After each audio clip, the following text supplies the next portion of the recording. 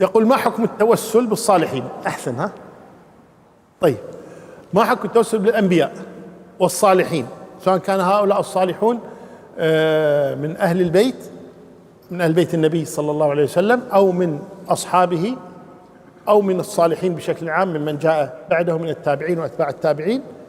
الأصل في التوسل أنه لا يجوز إلا في ثلاثة أمور. التوسل هو التوصل، السين والصاد تتناوبان هنا. التوسل والوسيلة هي الوصيلة، وابتغوا إليه الوسيلة، الوصيلة التي توصلكم إلى الله تبارك وتعالى. والتوسل المباح ثلاثة أنواع كما قال أهل العلم.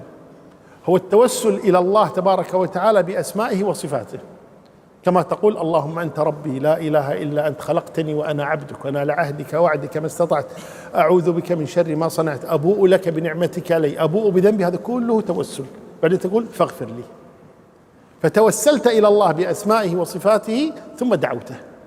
أو تقول: يا حي يا قيوم برحمتك أستغيث، فتوسلت إليه بأنه الحي القيوم ثم طلبت حاجتك. فهذا التوسل بأسماء الله وصفاته، وهذا مشروع. التوسل الثاني المشروع هو أن يتوسل الإنسان إلى الله بأعماله هو الصالحة، مثل قصة الثلاثة الذين دخلوا الغار، فقال أحدهم: إن لي بنت عم تركتها لله تبارك وتعالى. الثاني قال: بري بوالدي. الثالث قال: عملي مع الأجير الذي أعطيته. فممكن تتوسل الله بأعمالك، تقول: اللهم إني أسألك بحبي لك، اللهم إني أسألك بصلاتي، بصيامي، بإيماني، بعوني للفقراء، ببري بأمي وأبي، بإحساني إلى جيراني، بالعلم الذي تعلمته لأجلك. أي عمل صالح أنت تعمله تتوسل إلى الله به سبحانه وتعالى، هذا جائز. النوع الثالث من التوسل، التوسل بدعاء الصالحين، أن تذهب إلى الصالحين سواء كانوا من أهل البيت أو من غير أهل البيت من الصالحين، تذهب إليهم تقول: ادعوا الله لي، مثل ما أمر النبي صلى الله عليه وسلم قال: من لقيه أي أويس القرني أن يسأله أن يستغفر له، فجاء عمر وقال له: استغفر لي.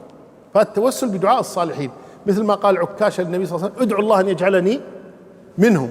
المرأة السوداء التي قالت للنبي صلى الله عليه وسلم: ادعوا الله لي لما كانت تصرع. الأعمى الذي أتى النبي صلى الله عليه وسلم قال: ادعوا الله أن يرد إلي بصري. هذا الدعاء أو التوسل بدعاء الصالحين، تذهب إلى رجل صالح تقول: ادعوا الله لي، هذا التوسل جائز أيضا. أما التوسل بالأموات، سواء كان الرسل أو الصحابة أو التابعين أو أئمة أهل البيت أو غيرهم، هذا لا يجوز، لأن هذا لم يشرع أن يتوسل برجل، وإلا كان توسل الصحابة بالنبي صلى الله عليه وسلم، وهو خير البشر صلى الله عليه وسلم. لم ينقل أبدا بإسناد صحيح إلى الصحابة أنهم جاءوا وقالوا: اللهم نتوسل إليك بمحمد صلى الله عليه وسلم، أبدا لم يثبت هذا. طيب، فهذا لا يجوز. إذا كانوا أحياء يذهب إليهم ويقول: لا، ادعوا الله لي. أما إذا كانوا أمواتا فقد انقضى أمرهم، وإنما يتوسل إلى الله بالأشياء المشروعة التي ذكرت.